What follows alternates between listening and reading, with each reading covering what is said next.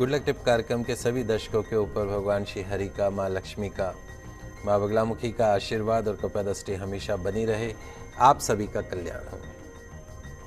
दोस्तों, आपकी मनोकामनाओं को पूर्ण करने वाले, आपके जीवन में आए दुर्भाग्य को सौभाग्य में बदलने वाले कुछ खास तिथि पर्व अगले सप्ताह में आ रहे हैं। जी हाँ दोस्तों, वैशाख मास के शुक्ल पक्ष के अंत में आ रही कुछ विशेष तिथि पर्व, जैसे जानकी नवमी हुई, मोहिनी एकादशी हुई, रुक्मिणी द्वादशी हुई और पीपल पूर्णिमा तिथि पर भगवान विष्णु की आराधना, माँ लक्ष्मी की आराधना आपके सभी दुखों को दूर करने वाली रहेगी, आपकी सभी मनोकामनाओं को पूर्ण करने वाली रहेगी, आपके जिंदगी में सौभाग्य को लाने वाली रहेगी।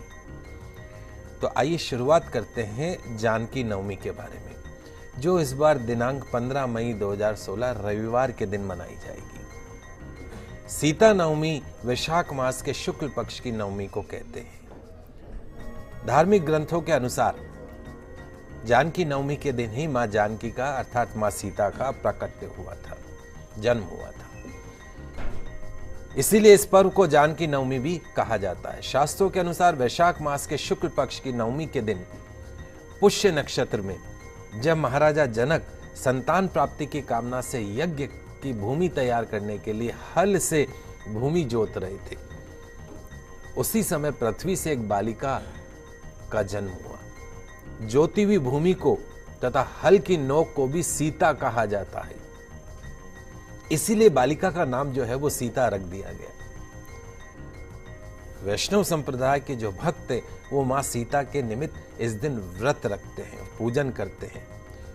शास्त्र कहते हैं कि जानकी नवमी के दिन जो इंसान व्रत रखता हो, भगवान श्री राम सहित मां सीता का विधि विधान से पूजन करता हो, उसे पृथ्वी दान का फल प्राप्त होता है, 16 महान दानों का फल प्राप्त होता है, सभी तीर्थों के दर्शन का फल अपने आप मिल जाता है। इसलिए जानकी नवमी अर्थात जो रविवार के दिन आ रही है इस बार, उस दिन व्रत करने का विशेष महत्व बताया गया है, सभी मनोकामनाओं को पूर्ण करने वाला बताया गया है। पंडित जी, जानकी नवमी यानी कि सीता नवमी का आपने महत्व तो बता दिया, लेकिन उसकी जो पूजा विधि है वो जानना चाहेंगे हम आपसे। जिस प्रकार हिंदू समाज में राम नवमी का महत्व बताया गया है, ठीक उसी प्रकार जानकी नवमी या सीता नवमी का भी महत्व है।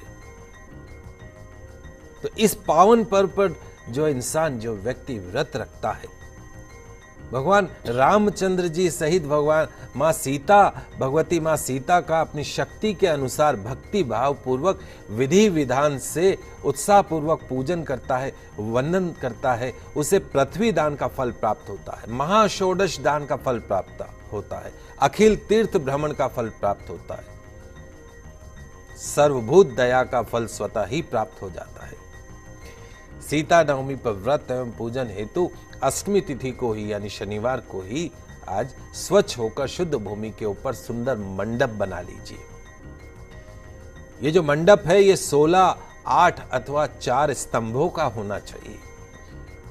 मंडप के मध्य में सुंदर आसन रखकर भगवती सीता, भगवान श्री राम की स्थापना कीजिए। पूजन के लिए सोने, रजत, तांबा, पीतल, काठ, मिट्टी, इनमें से जो भी आपकी सामर्थ्य हो, उस सामर्थ्य के अनुसार किसी एक वस्तु से बनी हुई प्रतिमा की स्थापना कर सकते हैं। मूर्ति नहीं अवेलेबल है तो भगवान राम का, मां सीता का या राम दरबार का भव्य चित्र भी लगाकर उसका पूजन किया जा सकता है। नवमी के दिन स्नान आदि के पश्चात मां जानकी का, भगवान श्री राम का श्रद्धा पूर्वक पूजन करना चाहिए। श्री रामाय नमः, भगवान श्री राम का पूजन श्री रामाय नमः, और मां सीता का श्री सीताय नमः मूल मंत्र से प्राणायाम करना चाहिए। आपकी टीवी स्क्रीन पे एक मंत्र आ रहा है, श्री जानकी रामाभ्याम नमः, श्री जानकी रामाभ्याम नमः। इस मंत्र के जाप से आसन, पाद्य, अर्घ्य, आचमन, पंचामृत, स्नान वस्त्र आभूषण गंध सिंदूर तथा धूप दीप एवं निवेद्य आदि उपचारों द्वारा श्री राम जी की मां जानकी जी की षोडश उपचार पूजा करनी चाहिए। पूजन के पश्चात आरती अवश्य करें। दशमी के दिन फिर विधि पूर्वक मां भगवती भगवान श्री राम की पूजा अर्चना के बाद मंडप का विसर्जन कर देना चाहिए। इस प्रकार श्रद्धा और भक्ति से पूजन करने वालों पर भगवती सीता की भगवान श्री राम की कृपा प्राप्ति होती है, उनके जीवन में सौभाग्य की वृद्धि होती है। सुहागिन महिलाओं को अवश्य इस व्रत को करना चाहिए। एक भगवान श्री राम थे जिन्होंने पूरे जीवन एक पत्नी व्रत का संकल्प किया, और मां सीता ने कितनी परीक्षाएं दी अपने जीवन में, कितनी परीक्षाएं दी। तो सुहागिन स्त्री हो तो मां सीता जैसी। इसलिए अपने अमर सुहाग की प्रार्थना के लिए, पूर्ण संतान सुख के लिए, पूर्ण दाम्पत्य सुख के लिए, सुयोग्य जीवन साथी प्राप्त करने के लिए जानकी नवमी का व्रत अवश्य करना चाहिए। मां सीता की पूजा आराधना जानकी नवमी के दिन अवश्य करनी चाहिए।